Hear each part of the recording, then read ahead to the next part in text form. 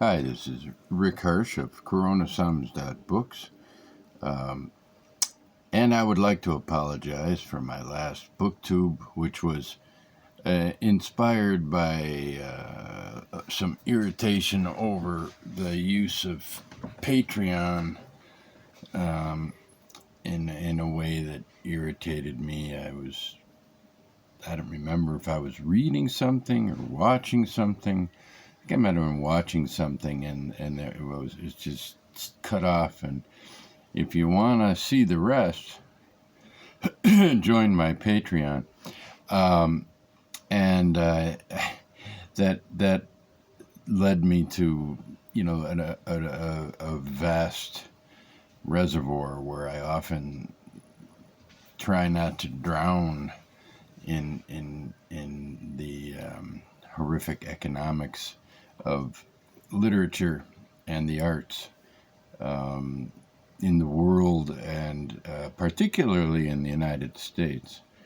I remember when I first heard about Patreon, I thought, okay, that's, if you can do it, that's not a bad idea. The person who introduced me to it was a newspaper reporter from Iowa who I wondered at the time who would commit to supporting him. Any amount of money. I guess the genius of Patreon is that it doesn't have to be. Who wouldn't give $5 a month? I almost did, even though I didn't really like the guy very much, and I didn't see any value in what I would get. But $5, I can go past. If I have $5 in my pants, and I go buy these two clown painted, one's a mother and one's a daughter, accordion players that play on the seaside.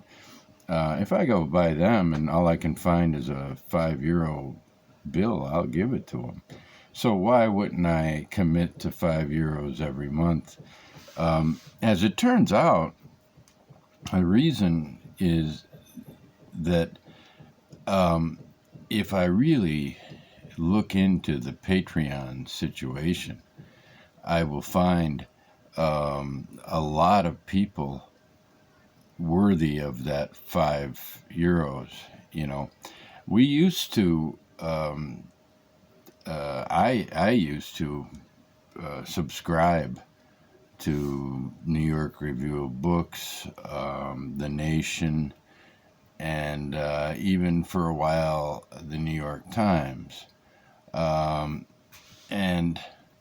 even that this is years ago when people still subscribed to newspapers, and so that I did get my fix, my political and artistic fix this way, and I paid for it.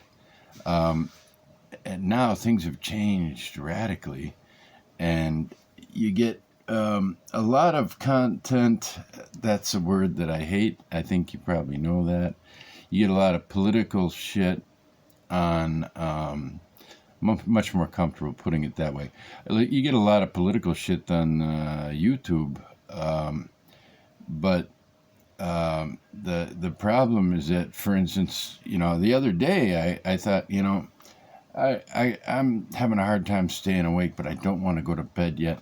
I need to read something, and I went for some news, and I tried The Intercept, but it was all videos. It's YouTube, and then I tried The Guardian, all videos. It's YouTube, so makes sense. And I ended up not reading anything, but I did watch some interesting YouTubes. On the other hand, one was about Henry Kissinger and the assassination of the Chilean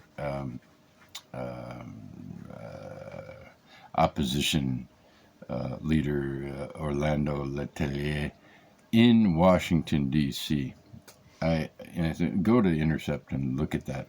it's very much connected to what I'm talking about. In that, what we're facing now is a world that's been shaped for us, decisions that have been made for us, technological decisions that have shaped the way we have to think about everything, from raising our children to spending our own time. And I guess this is what eats at me about the Patreon thing, because it seems there's never, in a wealthy society like the United States, there's still never a balanced, fair situation for artists. And as a writer, I can only speak about writing. I would hate to be a brilliant composer. I don't know how a composer in the United States. I imagine it has to be an academic position, and you have to. Well, it's probably very esoteric and difficult to penetrate into that sphere. In writing, it's a much more hierarchical. Um,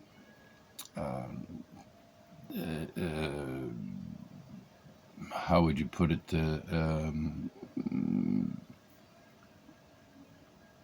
Well, see what it's done to my mind. It's turned my mind into mush. The word that I'm looking for is the bureaucratic. It's a bureaucratic situation that favors really no one on the surface. But when it does take its magic wand and tap somebody, it favors them, grotesquely over others. This is the problem. There's, I think I've used the example before of Hillary Clinton getting out of the White House and selling the rights to her memoir, as yet unwritten, for $7 million, and thinking about how many writers could be supported, with a very welcome 20 grand or so, for I at that time I probably could have lived on 20 grand, probably could have managed 4 years out of that. And so anyway, this is the Patreon is just like GoFundMe and such crowdfunding matters. Actually, the Patreon is not really crowdfunding. I guess if you're lucky, it's crowdfunding, but you're aiming kind of low with Patreon, and I'm not critical of the Patreon itself. I am critical of those who use it in such a way as to cut you off in the middle of something, but that's not a big deal. The main point is that the economic the economic kitchen in the United States is such that writers are just trying to find ways to eke out a living and keep moving. Our press, Corona Samizdat, is sustaining itself, but only because the model does not include profit.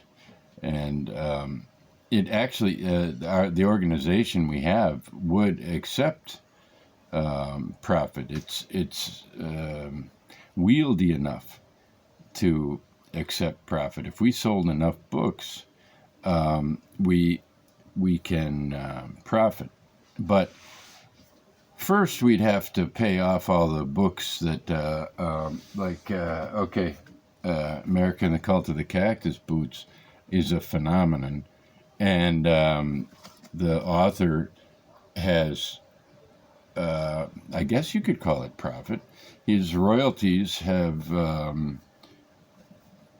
exceeded all expectations, and so, that's, to actually get to a point where we make enough money that I profit, I would have to be probably paying a lot in royalties to both Phil and, well, let's see, we've got Abundant Circuity, so Robert Stickley. I'm behind on royalties right now, and the writers are very, very understanding and patient.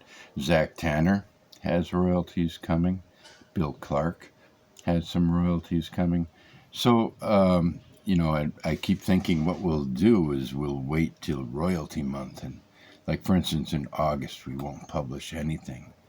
And then I realized, well, we haven't published anything for a long time anyway, because we're waiting to get enough money to publish the next one. And we have the money now, but we're still waiting for the ISBN number. Solarium by Braden Matthew is the next. Maybe this is just a commercial for that book. But instead, it's a sort of a rambling apology for a lousy booktube that I posted just before this, which was a spontaneous response to a Patreon thing. If you listened this much, I hope that you didn't suffer, but nobody cut you off, and you don't have to pay to hear my bullshit.